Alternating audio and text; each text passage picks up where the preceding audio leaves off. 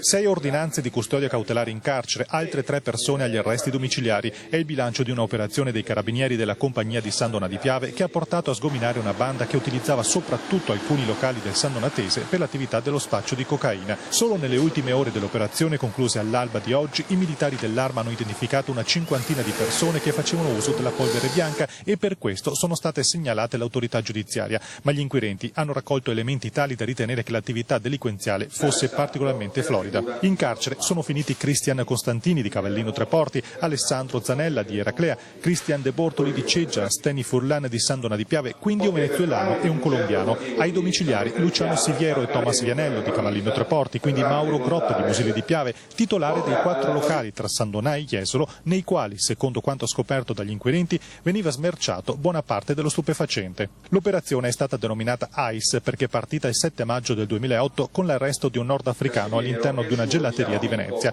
Dagli accertamenti che ne sono seguiti dall'abitazione che occupava nel Sestier Castello della città lagunare, i carabinieri hanno iniziato a scoprire giorno dopo giorno i pezzi di un mosaico che insieme formava il quadro di una fiorente attività di spaccio di cocaina.